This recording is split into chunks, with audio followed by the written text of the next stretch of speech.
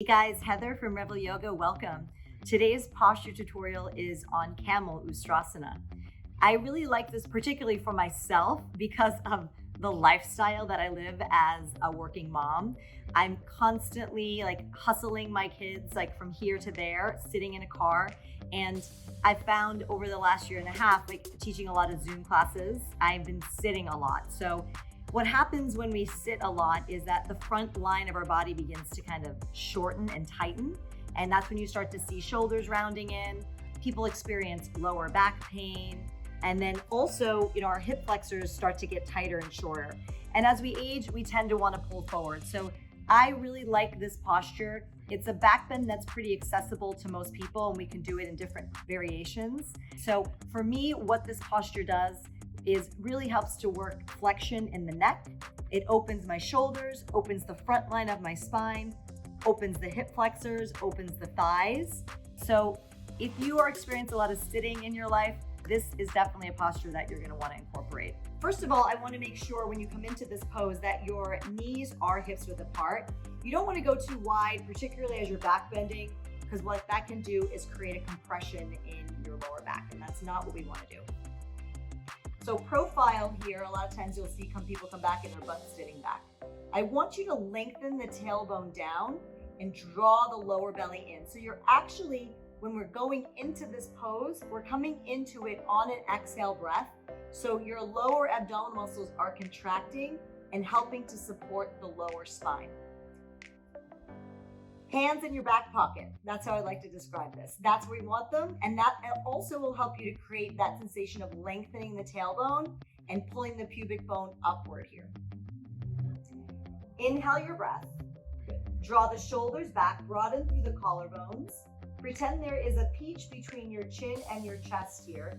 As you start to lean back here, right, you want your hips to pull forward. You don't want to lean back like this. You want your hips to pull forward.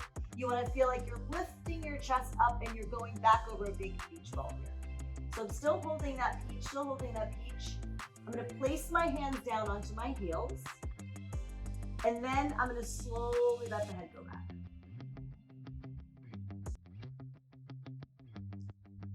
And then it's always good to come out of the pose the way that you went into it. So you want to reverse out of it.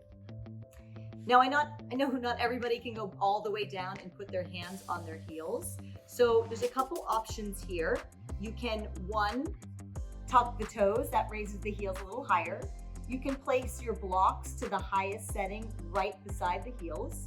Or you don't even have to reach down at all. And that's what a lot of people end up doing when they first do this posture. They can't even reach down there. But I will tell you, if you do it long enough, most of you will be able to, okay? So again, just a little bit of modification. My toes are gonna tuck, my hands are coming back into my back pocket. I have a peach between my chin and my chest here. I'm lifting and lengthening through the front of the spine, contracting through the lower abdominal muscles, and I'm just gonna go back here. So if you're having any neck issues, you're not gonna wanna drop the head back. You can just gaze up to the ceiling. Good, I'm lifting through the sternal notch. You wanna think of arching in the upper back, not so much the lower back here. And hold. And then coming out the way that you went back in. So taking this posture, right, baby steps, can really bring you into that full rainbow that it looks like that the camel creates in the body. Again, remember, it stretches the front of the spine, opens the hip flexors, right? Opens up your heart chakra. It's really a great pose to incorporate in your practice at any range or any degree that you can do it. If you have any questions for me about camel pose or any other poses maybe that you're struggling with, please reach out to me. My name is Heather. I'm the owner of Revel Yoga, and you can contact me at hello@revel-yoga.com.